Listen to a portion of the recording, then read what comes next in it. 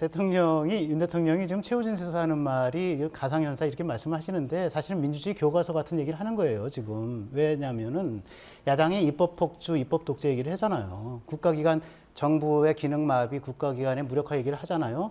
그것이 민주주의의 가드레일이 무너졌다는 얘기를 하는 거거든요. 이게 레비츠키가 얘기한 어떻게 민주주의는 무너지는가 세계적인 민주주의 교과서잖아요. 예. 거기에 나온 말이에요. 상호 관용과 그다음에 제도적 자제. 근데 야당이 제도적 자제가 아니라 제도적 남용을 통해서 민주주의 가드레일을 무너뜨리고 있기 때문에 우리가 국가 운영을 할 수가 없다. 이런 얘기를 하고 있는 거고 이거는 제가 자꾸만 저기 옛날 고전에 나온 이름을 얘기해서 죄송합니다만 토크빌이 얘기한 다수의 폭정을 얘기하는 거거든요. 예.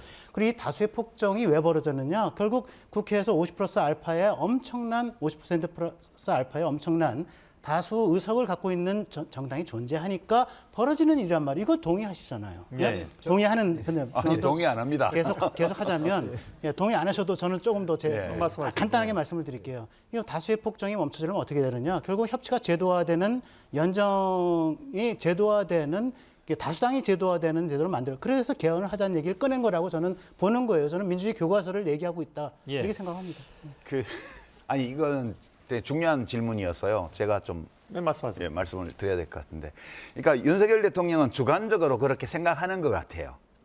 그러니까 김희연 기자님 말씀하신 것처럼 내가 지금 여기서 혹시라도 뭐 유죄 선고 파면 이렇게 받더라도 살아나려면 이제 국힘당 쪽에서 재집권을 해서 나를 사면해줘야지 이렇게 생각할 수 있다고 봐요.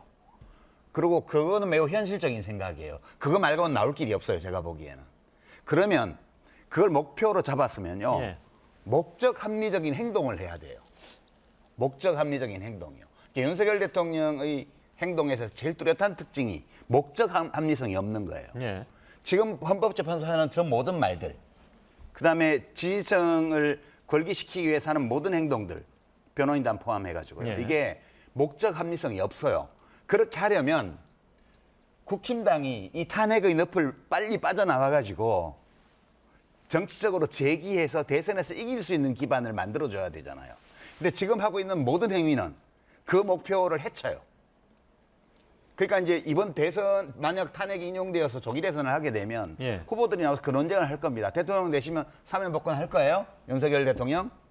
이거 나올 거 아니에요. 예. 근데 저런 식으로 행동하면서 그걸 기대한다는 건 제가 볼 때는 우물가에서 숭늉 찾는 거하고 똑같아요. 지금 아마도 윤 대통령은 아마도 그것은 지금 계속 올라가고 있는 지금 뭐 좀 정체되긴 했습니다만은 탄핵 이후에 많이 올라간 지지율 때문이 아닐까요?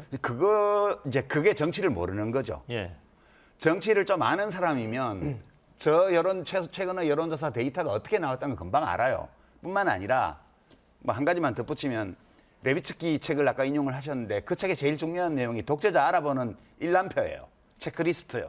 예. 거기 보면 제일 첫 번째가 정치적 경쟁자를 감옥에 보낸다고 위협한 적이 있는가?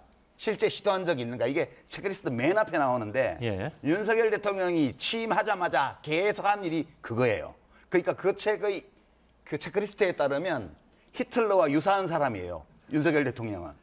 그러니까 지금 그 행동을 계속하고 있는 거는 자기 자신을 사면 복권시켜주겠다는 공약을 할 수 없게 만드는 거거든요, 지금. 그러니까 너무너무 어리석어요. 예.